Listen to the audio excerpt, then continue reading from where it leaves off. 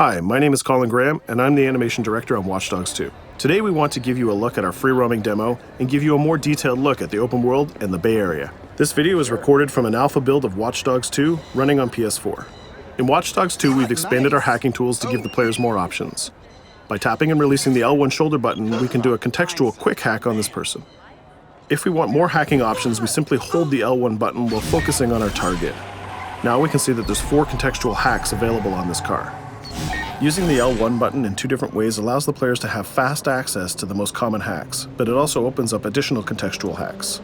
This gives the player more hacking options than before. We've also added a NetHack view to the hacking toolkit, which allows you to toggle a digital filter to see the world like a hacker. We can easily pick out hacking opportunities and also pick out strange digital signals and data anomalies that are of interest to us. The orange signal indicates that there's a person whose digital profile has interesting properties for us to investigate. So let's take a closer look. When we're exploring the world, NetHack is a very useful tool to help us identify people or items of interest. It's a really good idea when you explore the open world to use your NetHack and look around, because you never know what you'll find. We can hack into his phone and read his text messages to get a clue about what's happening. As a hacker, it's really easy for Marcus to get someone's personal information. This guy's text messages indicate that he's experiencing strange behavior happening on his phone. He seems to think that it happens every time he comes to this exact area. Let's see what our DedSec teammates think about these strange signals. That felt like a rock star pose. Found something weird. Sweet! Get a picture. No, I mean, my MC catcher detector is going off. We really need to find a better name for that. Why? That's the technical name. My Stingray sniffer tells me somebody's leeching data off of people's phones below. Looks like the data's going to Coit Tower. See? Weird. Weird indeed. Marcus has detected that there's an illegal Stingray box deployed somewhere around Coit Tower. We now have access to a new DedSec operation, and we can track it with our DedSec app. You can do any operation you want in the order that you want, as long as you've discovered it and it's in your DedSec app.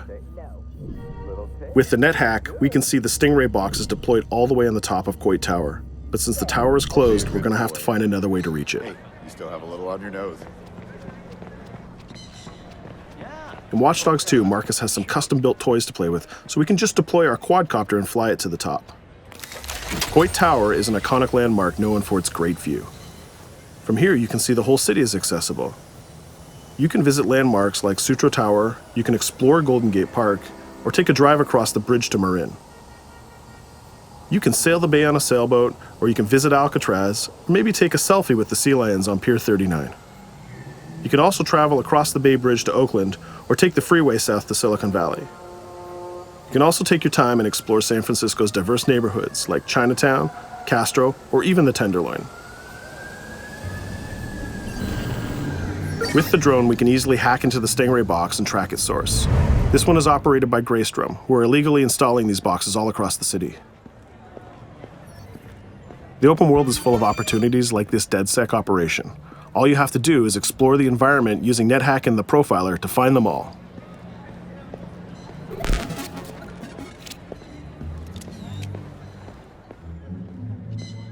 There we go. This one has a breadcrumb trail I can follow. Nice. Where's it go? Looks like Greystrom set up a warehouse out by the piers. You wanna bet I can find some shady shit in there? Definitely some shady shit in there. We can open our smartphone and select the DedSec app to track this operation.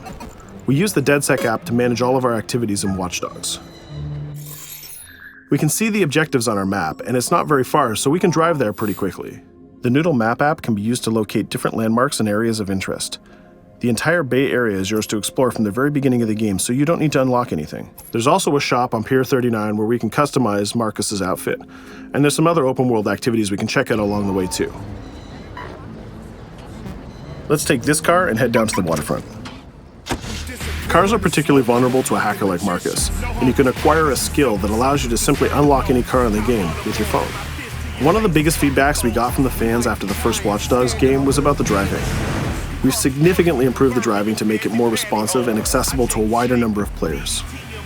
Driving was reworked extensively with a team of experts from Ubisoft Reflections. This is a particularly important improvement because San Francisco is known for its steep hills and its tight winding streets.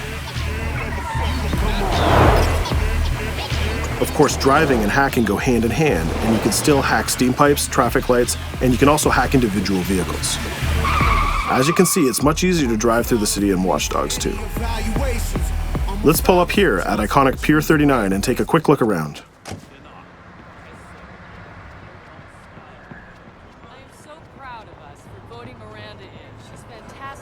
Up ahead is a clothing store, so let's go give Marcus a new look. Each clothing store has the style of the people who live in that area, so as you travel around the world, you can start to build a wardrobe that's as diverse as San Francisco itself.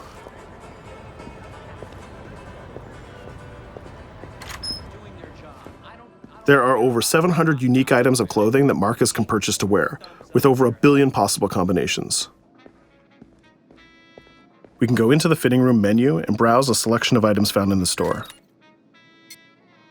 Let's start by switching up Marcus's jacket.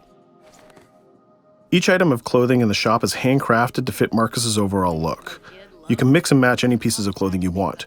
You can change your hat, glasses, face mask, bag, shirt, pants, and shoes. There's some nice normcore hoodies in here, but I think we should go with the shirt with the giant skull on it. Let's take a look at what we got for shoes. Since people who come to Pier 39 are often tourists, we have styles of shoes that they would buy. We can go with these comfortable gator shoes or maybe some open-toe sandals. Or if you really want to make a statement, you can buy the awkward socks and sandals combo.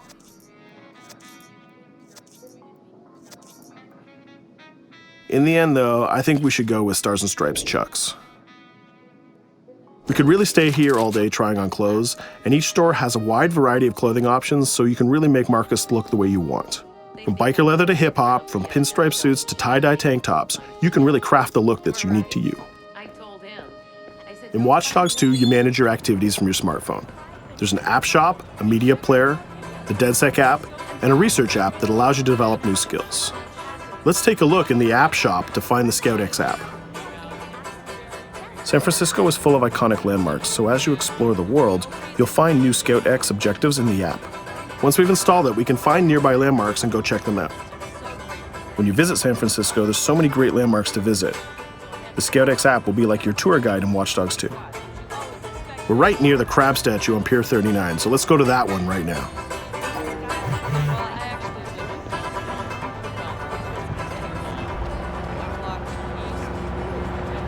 These tourists have the right idea. We'll just pop open our phone and select our camera and take a picture of this giant crab. Let's make it a selfie and use the California Vibe filter.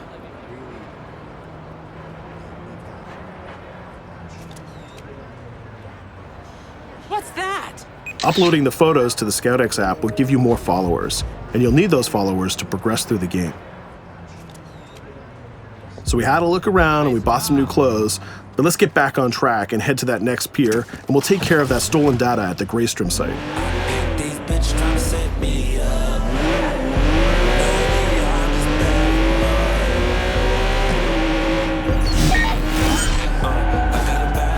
We can see the objective marker in our minimap, and it's also displayed in orange at the end of the pier. Let's park our car past the scissor lift and go scout the place on foot. Operations in Watch Dogs 2 are almost always a free approach, so you can go after the objective from any direction. Let's start by getting into cover and scouting our enemies and see if we can spot the objective. From there, we can make a plan of attack. We can launch our drone and scout the area. We can use our NetHack view to see that there are guards patrolling the rooftop, and the objective is in a small office.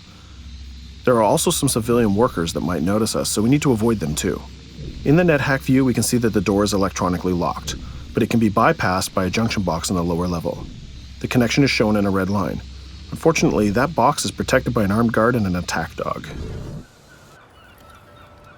So we'll probably have trouble if we try to sneak past the dog in person, but luckily Marcus has another toy, which is the RC Jumper. This little guy is small and much harder for enemies to detect. The RC Jumper is another DedSec gadget that gives Marcus a different way to approach obstacles in the layout. The RC Jumper has this cool little robotic arm that's been hacked into the body. This allows him to physically interact with objects and allows Marcus to stay safely hidden. Now the junction box is unlocked and we can open the door upstairs. We can hack that scissor lift that we passed on the way in and reach the rooftop.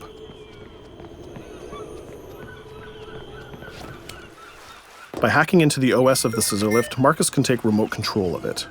Not only can you raise it up and down, but you can actually drive it around anywhere you want in the world. This level of control gives players total freedom when dreaming up an approach to a mission.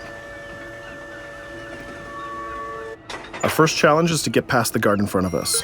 So let's hack into the security camera and see how he might be vulnerable.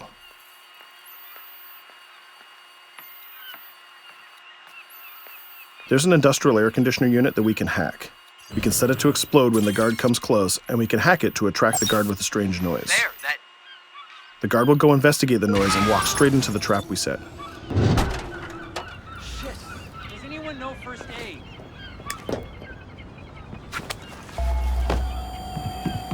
And just like that, we've taken out the guard, created a distraction, and slipped into the compound.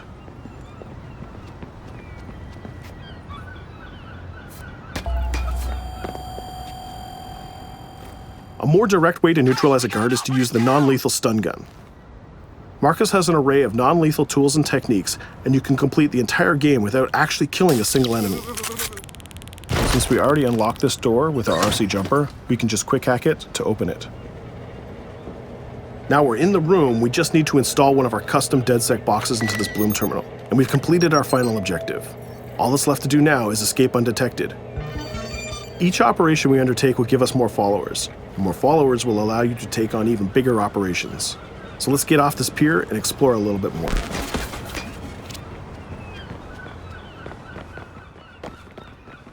Tell me you fucked up their hardware? I left an expensive little present in their system, and they're going to pay for it. Damn, you sound like Jimmy Siska. Hell yeah!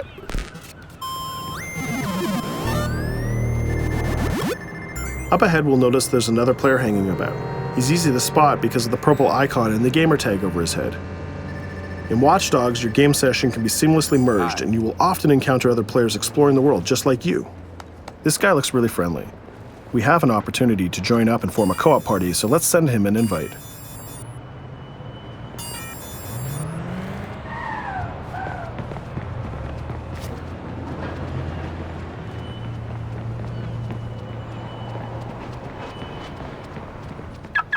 Now that we're joined in a session, we can complete co-op missions together and take on even bigger and tougher targets.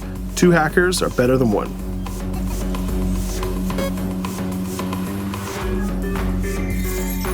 We're gonna head across the bay to Prescott, which is in North Oakland, to infiltrate a gang lair. We can get there by driving across the Bay Bridge together.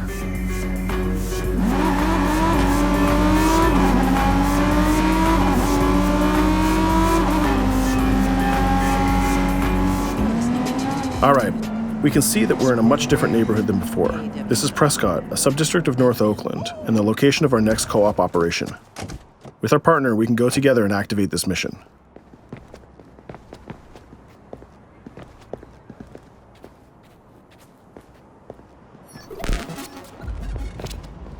Marcus, we have operations popping up everywhere. Some of them are 2 hacker jobs. Where you need me? Sending you the coordinates. And Marcus, it works both ways. When you need help, fire off a call and we'll send someone your way for the assist. This area is a free approach, so we can tackle it any style we want. Since we're now 2 hackers working together, we'll cover our partner from the sky and help him out with some well-timed hacks. We can distract this guard by hacking his phone, and our friend will take him down very stealthily. We'll continue to scout the area and find more lookouts, like this gang member on the rooftop.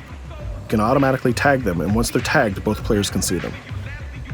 Our partner is going to sneak up on the rooftop and take out this guard, and we can help him with some well-timed hacks. If we use a contextual hack on this transformer box, we can attract the guard. Our partner has an easy shot with his stun gun from that distance.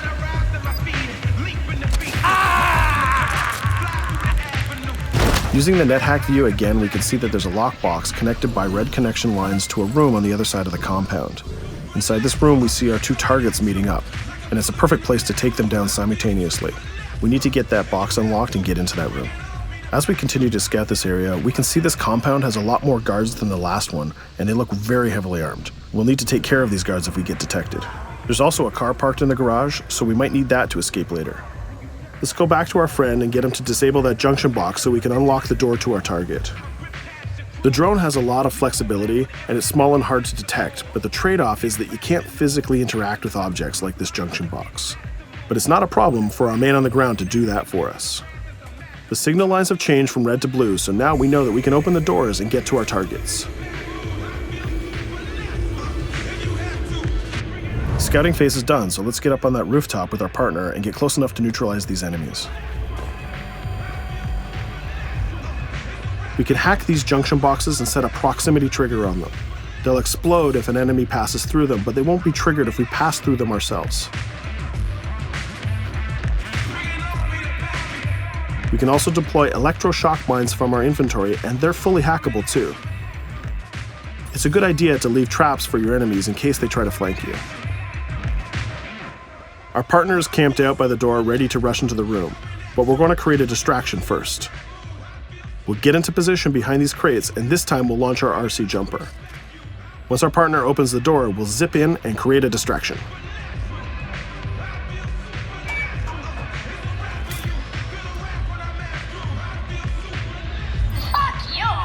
Our jumper has another feature too. It can launch foul-mouthed taunts and make people angry.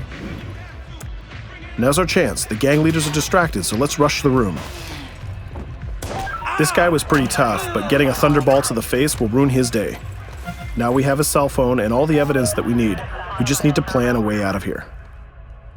We can switch back to our quadcopter, which is hovering where we left it, and take a look at what's going on from the sky.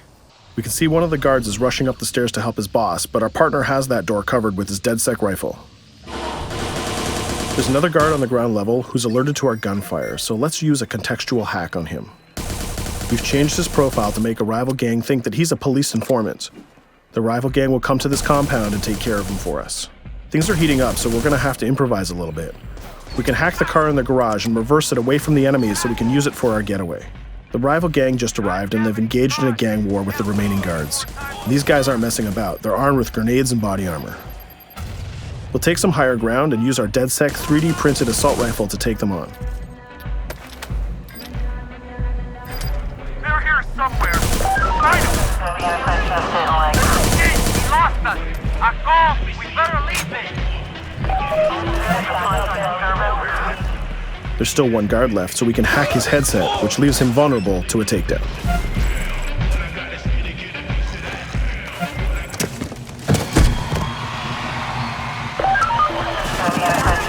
Let's take our stolen ride and get out of here before cops show up. And just like that, we're home free. We took down both gang leaders, we got the evidence we needed, and we triggered a gang war, and we escaped without getting killed. That's teamwork. 2 hackers and 1 successful DedSec operation. Let's take a minute to talk about a brand new multiplayer PvP event called Online Bounty. When the player commits a crime, the police will respond and pursue the player until he can escape from the police. We call that the felony system. While you're in the felony, a bounty event can occur. A bounty event allows up to 3 other online players to join the pursuit and try to kill the player for as long as the felony lasts. As the target player of the bounty, your objective is to evade the felony and the pursuing players. Rewards are given for neutralizing the hunters. And the objective of the hunters is to neutralize the target player. Bounty is a seamless PvP event that's triggered by your player style and how you interact with the police. If you are the type of player who's always in conflict with police, you'll have a higher chance of having a bounty placed on you. But if you can neutralize the hunters, you'll get additional rewards. I hope you've enjoyed our walkthrough of the open world of Watch Dogs 2, and I hope to see you online November 15th.